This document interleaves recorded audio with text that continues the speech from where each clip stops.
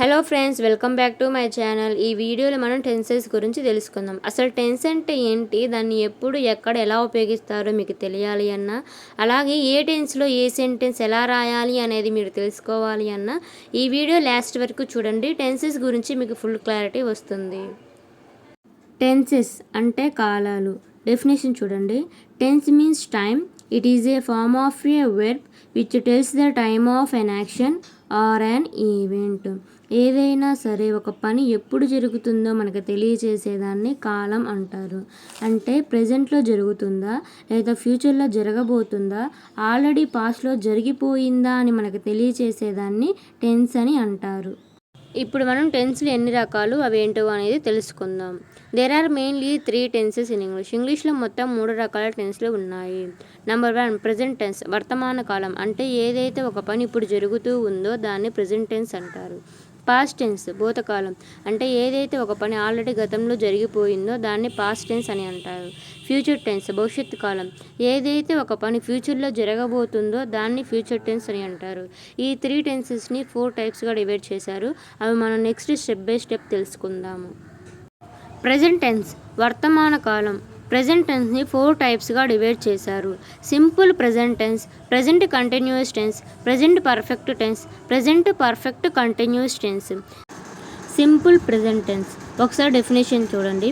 The tense which is used to indicate habitual actions, universal truths, general works and daily works is called simple present tense. అంటే simple present టెన్స్ని మనం ఎప్పుడెప్పుడు ఉపయోగిస్తామంటే ఏదైనా ఒక పని అలవాటుగా చేసే పనులను లేదా నిత్య సత్యాలను, అంటే ఏదైతే ట్రూత్స్ ఉన్నాయో వాటిని చెప్పడానికి, లేదా సాధారణ పనులు మనం డైలీ చేసే పనులను సింపుల్ ప్రజెంట్ టెన్స్లో చెప్తామన్నమాట. ఒకసారి కీవర్డ్స్ చూడండి. Daily, everyday, every week, every Sunday, every month. అంటే ఏదైనా సరే ఒక పని మనం ప్రతిరోజు చేస్తాము లేదా ప్రతిదీ అని చెప్పాలంటే సింపుల్ ప్రజెంట్ టెన్స్లో చెప్పాలన్నమాట. అలాగే ఎప్పుడైనా మనం సింపుల్ ప్రజెంట్ టెన్స్లో ఒక సెంటెన్స్ చెప్పాలంటే వెర్బ్ ఎప్పుడు V1లోనే రాయాలి. అలాగే ఇంకొన్ని కీవర్డ్స్ చూడండి. Usually, regularly, always, ever, never. ఇక్కడ చూడండి టైప్స్ ఆఫ్ స్టేట్మెంట్స్. ఏదైనా ఒక టెన్స్లో మనం ఒక స్టేట్మెంట్ లేదా సెంటెన్స్ని రాయాలంటే 4 టైప్స్ ఉంటాయి. Number 1 positive statements, number 2 negative statements, number 3 interrogative statements, number 4 negative interrogative statements. వీటి గురించి ఒక్కొక్కటి స్టెప్ బై స్టెప్ తెలుసుకుందాం. ఇప్పుడు మనం స్ట్రక్చర్స్ గురించి తెలుసుకుందాం. ఏ టెన్స్లో అయినా ఏ టైప్ ఆఫ్ స్టేట్మెంట్ అయినా మనం రాయాలి అంటే ఈ స్ట్రక్చర్స్ అనేవి చాలా ఇంపార్టెంట్. ఒక్కసారి ఈ స్ట్రక్చర్స్ కనుక మీరు మైండ్లో పెట్టుకున్నట్లయితే ఏ టెన్స్లో ఏ టైప్ ఆఫ్ స్టేట్మెంట్ అయినా మీరు ఇట్లానే చెప్పేసేయచ్చు. Positive statement structure. Subject plus V1 plus object or extra words. ఇక్కడ మనం గుర్తుపెట్టుకోవాల్సిన విషయం ఏంటంటే ఎప్పుడైనా సరే పాజిటివ్ స్టేట్మెంట్లో ఒక స్టేట్మెంట్ రాయాలి అంటే హీ, షీ, ఇట్ వచ్చినప్పుడు ఎస్ కానీ, ఈఎస్ కానీ, ఐఈఎస్ కానీ చేర్చాలి. ఇవి ఎప్పుడెప్పుడు చేర్చాలి అనేది మనం నెక్స్ట్ చూద్దాము. Negative statement. Subject plus do are does plus not plus V1 plus object or extra words. Interrogative statement. Do or does plus subject plus V1 plus object or extra words. ఇక్కడ question mark అనేది important. Negative interrogative statement. Do or does plus not plus subject plus V1 plus object or extra words question mark. ఒకసారి note చూడండి. మనం ఏదైనా సరే positive statement రాసేటప్పుడు he, she, it వచ్చినప్పుడు yes కానీ, ఈఎస్ కానీ, ఐఈఎస్ ఎలా చేర్చాలి అనేది ఇప్పుడు తెలుసుకుందాం. ఎప్పుడైనా ఒక వెర్బు CH, SH, SOHతో ఎండ్ అవుతుందో అప్పుడు మనం ఈఎస్ చేర్చాలి. Example watch, teach, mix, etcetera. IES ఎప్పుడు చేర్చాలంటే ఏదైనా సరే ఒక వెర్బు వైతో ఎండ్ అయినప్పుడు ఐఈఎస్ చేర్చాలి. Example play, study, worry. ఎప్పుడైతే ఈఎస్ ఫార్ములా ఐఎస్ ఫార్ములా వర్తించదో అప్పుడు మనం ఎస్ ఉపయోగించాలి. అలాగే ఇక్కడ చూడండి. డూ, డోంట్ని ఐవు, యూ, దేకి ఉపయోగించాలి. డస్, డజంట్ని హీ, షీ, ఇట్ వచ్చినప్పుడు ఉపయోగించాలి. ఇప్పుడు పాజిటివ్ స్టేట్మెంట్ ఫార్ములాస్ గురించి అలాగే ఎగ్జాంపుల్స్ చూద్దాము. స్ట్రక్చర్ ఒకసారి చూడండి. Subject plus V1 plus object or extra words. Examples. I speak English everyday. నేను ప్రతిరోజు ఇంగ్లీష్లో మాట్లాడతాను. We speak English everyday. మేము ప్రతిరోజు ఇంగ్లీష్లో మాట్లాడతాము. You speak English everyday. మీరు ప్రతిరోజు ఇంగ్లీష్లో మాట్లాడతారు. They speak English everyday. వారు ప్రతిరోజు ఇంగ్లీష్లో మాట్లాడతారు. ఇక్కడ ఒకసారి మీరు గమనించినట్లయితే ఓన్లీ సబ్జెక్ట్ మాత్రమే చేంజ్ అవుతుంది, మిగతా సెంటెన్స్ అంతా సేమ్గా ఉంటుంది. అంటే మీరు ఒక సబ్జెక్టుతో ఒక సెంటెన్స్ కనుక మీరు నేర్చుకున్నట్లయితే మిగతా సబ్జెక్టు సెంటెన్స్తో మీరే రాయగలుగుతారు. ఇక్కడ చూడండి, he speaks English everyday, she speaks English everyday, Anu speaks English everyday. అంటే మనం ఇక్కడ హీ షీ వచ్చింది కాబట్టి వెర్బ్కి ఎస్ అనేది చేర్చాము. ఒకసారి మీరు ప్రాక్టీస్ చేయండి. ఇక్కడ చూడండి, ఐ డ్రింక్ వాటర్ ఎవ్రీడే. నేను ప్రతిరోజు నీళ్లు తాగుతాను. I walk to school everyday. నేను ప్రతిరోజు స్కూల్కి నడుచుకుంటూ వెళ్తాను. మీరు యూ, వీ, దే, హీ, షీతో ప్రాక్టీస్ చేయండి. మీకు సింపుల్ ప్రెజెంట్ టెన్స్లో సెంటెన్స్ రాయడం వచ్చిందా రాలేదా అనేది మీకే తెలుస్తుంది. నేను ఇక్కడ కొన్ని ఎగ్జాంపుల్స్ తెలుగులో ఇచ్చాను. మీరు ఒకసారి ఇంగ్లీష్లో రాసి మీకు సింపుల్ ప్రెజెంట్ టెన్స్లో సెంటెన్స్ రాయడం వచ్చిందో రాలేదో ఒకసారి చెక్ చేసుకోండి. ఒకసారి నెగిటివ్ స్టేట్మెంట్ చూడండి.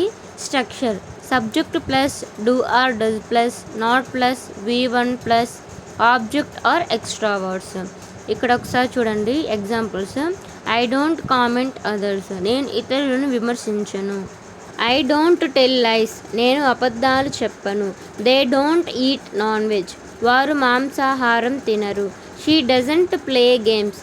ఆమె ఆటలు ఆడదు. He doesn't cook food. అతను ఆహారం వండడు.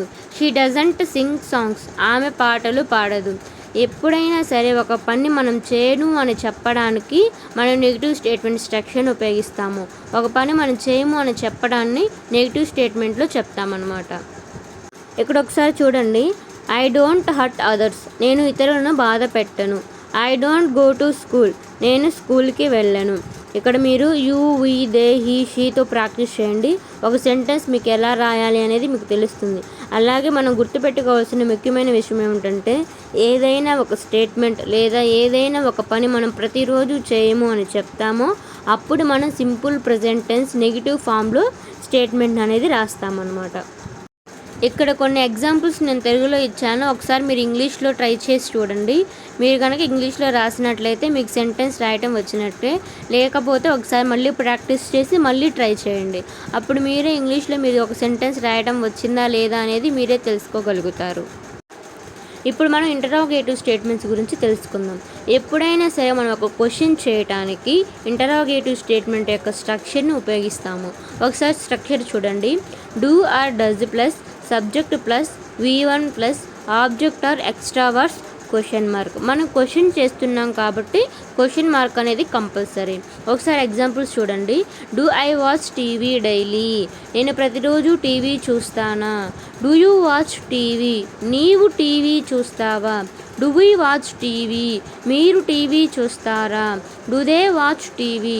వారు టీవీ చూస్తారా. Does she watch TV. ఆమె టీవీ చూస్తుందా. Does he watch TV. అతడు టీవీ చూస్తాడా. ఇక్కడ ఒకసారి చూడండి. Do I take coffee. నేను కాఫీ తీసుకుంటానా. Do I drive car. నేను కారు నడుపుతానా.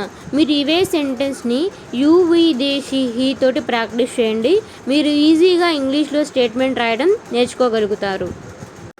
ఇక్కడ కొన్ని ఎగ్జాంపుల్స్ నేను తెలుగులో ఇచ్చాను. ఒకసారి మీరు ఇంగ్లీష్లో ట్రై చేసి చూడండి. నెగిటివ్ ఇంటరాగేటివ్ స్టేట్మెంట్ అంటే ఏదైనా ఒక క్వశ్చన్ని నేను చేయనా నేను తిననా అని మనం క్వశ్చన్ని నెగిటివ్ ఫార్మ్లో క్వశ్చన్ వేయటాన్ని నెగిటివ్ ఇంటరాగేటివ్ స్టేట్మెంట్ అంటారు. ఒకసారి స్ట్రక్చర్ చూడండి. Do or does plus not plus subject plus V1 plus object or extra words question mark. Example చూడండి. Do not I sing songs. నేను పాటలు పాడనా. Don't you sing songs. నీవు పాటలు పాడవా. Don't they sing songs. వారు పాటలు పాడరా. Don't we sing songs. మేము పాటలు పాడమా. Doesn't she sing songs. ఆమె పాటలు పాడదా. Doesn't he sing songs. అతడు పాటలు పాడడా. మీరు ఒకసారి ఈ సెంటెన్స్ కనుక మీరు ప్రాక్టీస్ చేసినట్లయితే కన్ఫామ్గా మీరు ఇంగ్లీష్లో మాట్లాడగలుగుతారు. మీరు ఒక్కసారి అబ్జర్వ్ చేస్తే అన్నీ సేమ్గానే ఉంటాయి, కాబట్టి కొన్ని మోడిఫికేషన్ చేస్తే చాలు. మనం ఏ స్టేట్మెంట్ అయినా ఇట్టే చెప్పేసేయచ్చు. అలాగే ఇంగ్లీష్లో కాన్ఫిడెంట్గా మాట్లాడవచ్చు. ఇక్కడ చూడండి. Don't I go to Hyderabad. నేను హైదరాబాద్ వెళ్తానా. Don't I run daily. నేను ప్రతిరోజు పరిగెత్తనా. Practice with you we they he she. కొన్ని ఎగ్జాంపుల్స్ ఇక్కడ తెలుగులో ఇచ్చాను, మీరు ఇంగ్లీష్లో ఒకసారి ట్రై చేసి చూడండి. మీకు ఇంగ్లీష్లో సెంటెన్స్ రాయడం వచ్చిందా రాలేదా అని మీరే ఒకసారి తెలుసుకోండి. Present continuous tense, present perfect tense, present perfect continuous tense గురించి నెక్స్ట్ వీడియోలో పోస్ట్ చేస్తాను. నా వీడియో కనుక మీకు నచ్చినట్లయితే చిన్న లైక్ ఇచ్చి నా ఛానల్ని సబ్స్క్రైబ్ చేసుకోండి. Thank you for watching.